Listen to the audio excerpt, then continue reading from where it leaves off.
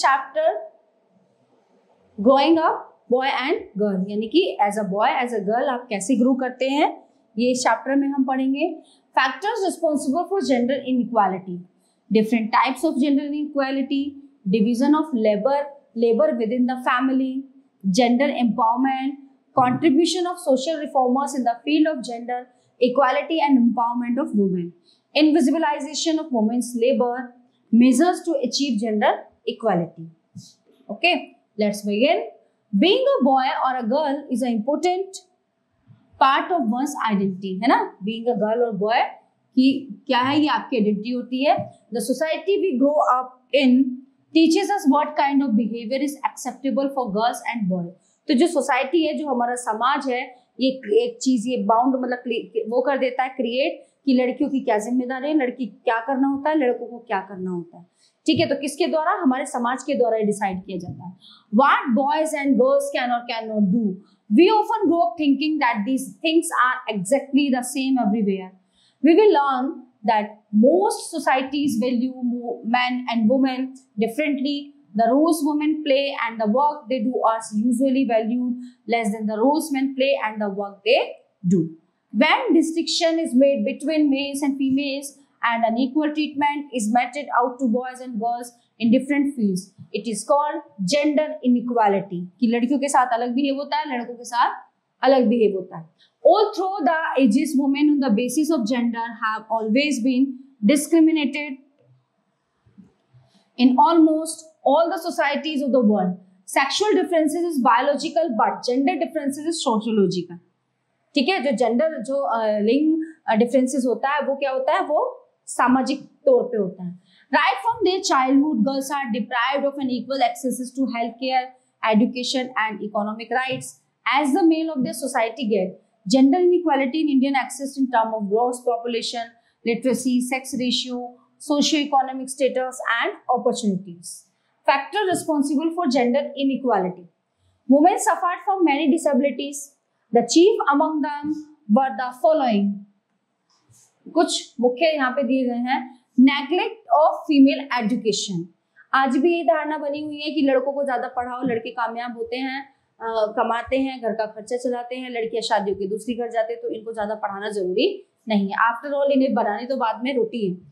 Parents usually treat their sons and daughters differently. While sons are given better educational facilities and also more opportunities for development in field other than academics, daughters are expected to learn household works. It was considered quite useless to educate them as they were neither required to seek employment nor to study scriptures. Number 2, discrimination against the girl child. The birth of girl child is considered as a liability in any family because a lot of money have to spend on her at the time of her marriage. है ना? इसलिए चाहते कि लड़कियां ज्यादा पैदा ना हो, इनकी शादी में बहुत पैसा खर्च होगा. With a few exceptions, discrimination is made in offering food to a male child and female child. ठीक है, कुछ exceptions हैं, मतलब आज भी low status of women in the society, है ना? जो महिलाएं हैं उनका औहदा थोड़ा कम है. A woman was socially subordinate to men one way or the other. She had seldom been permitted to live independently. She has been considered inferior to man.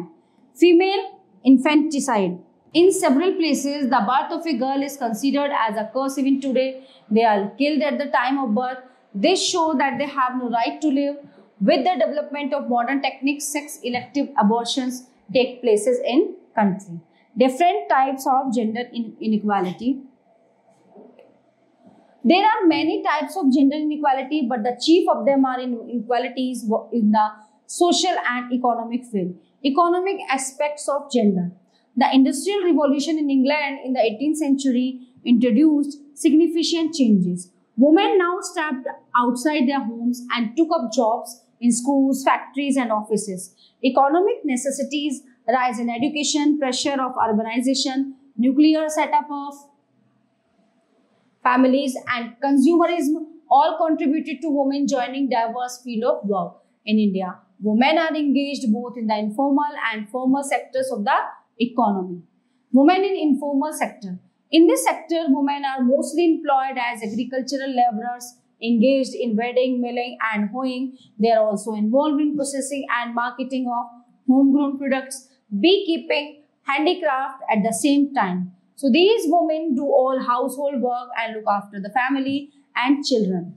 However, the informal sector does not extend benefits such as medical insurance and paid leave, and at the same time does not ensure job security either.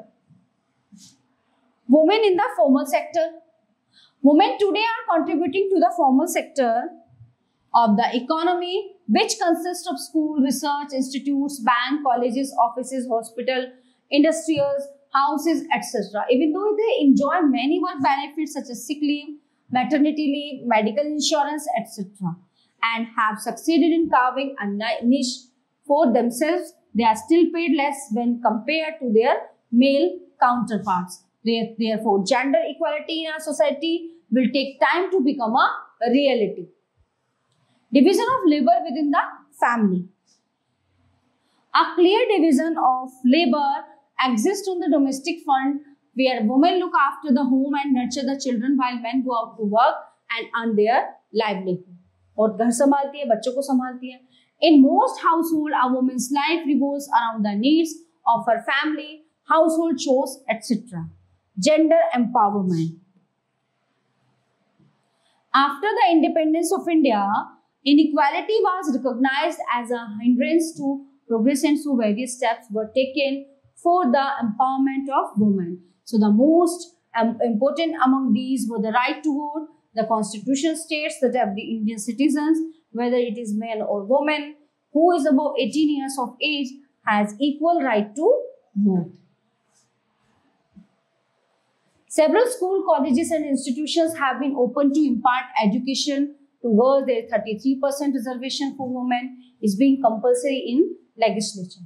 Contribution of social reformers in the field of gender equality and empowerment of women. अच्छा, कितनी कोशिश कर ली जाए, लेकिन ये अभी भी पूरा 90 या 100% ये चीजें नहीं हुई हैं. अभी भी औरतों को कमतर माना जाता है, नीची दृष्टि से देखा जाता है. अभी भी उन्हें सोचा जाता है कि घर का काम करती हैं औरतें. अगर उनको बाहर काम करना है तो पहले आप अपना घर संभालो, उसके बाद बाहर काम करो. तो अभी भी इक्वालिटी नहीं है.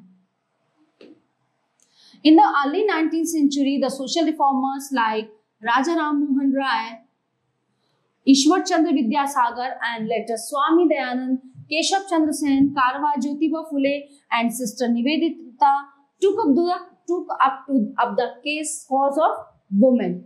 Many social religious reform movements like the Brahma Samaj, Ramakrishna Mission, and the Osophical Society also started movements to improve the condition of women. मतलब कितनी चीजें चलाई गई वुमेन्स की कंडीशंस को सुधारने के लिए. Sir Syed Ahmad Khan demanded a ban on the purdah system and polygamy in the Muslim society. The sati system and child marriage were legally banned. Polygamy was looked down upon and widow remarriage was accepted. These efforts brought improvement in the position of women in the society. बाल विवाह और सती प्रथा ये तो बंद करा दी गई, तो कुछ बेहतर होने की संभावना है. Invisibilization of women's labor. Both women and men are two faces of the same coin. एक सिक्के के दो पहलू हैं, दोनों के बिना ही काम नहीं चलता. Women's roles are often invisible. तो औरत का जो रोल है महिला का वो इनविजिबल है. Women look after their children. They have responsibility of their children from their birth till adulthood. तो सबसे ज्यादा जिम्मेदारी किसकी हुई? वुमेन की. They work for whole day as cooking food, washing clothes, washing utensils, etc. In villages, women also engage the agricultural activities. So despite their contribution, women tend to be global facilitator of development in the context of the developing world. Lack of education has pushed many women into the economy as domestic helpers, laborers, vendors, etc. So this work is not recognized. Just like women's household work is hardly recognized, so is the case outside her house. They often do not get protection from unions or employment law. The sustained efforts of social reformers, even in the face of resistance from social orthodoxy, have given impetus to the cause of gender justice. Measures to achieve gender equality. Gender equality is also a means to achieve rapid economic development.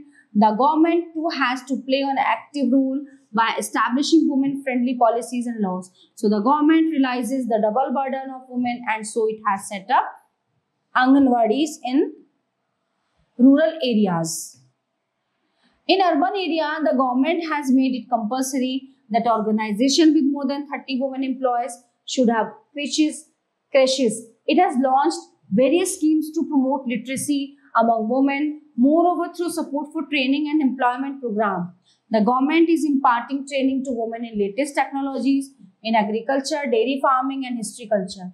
The Rashtriya Mahila Kosh was established in 1993 for easy approval or credit to women. To overcome gender inequality, the Constitution also provides for reservation of 1/3 seats for women in local bodies. Okay, so all topics are covered in this chapter.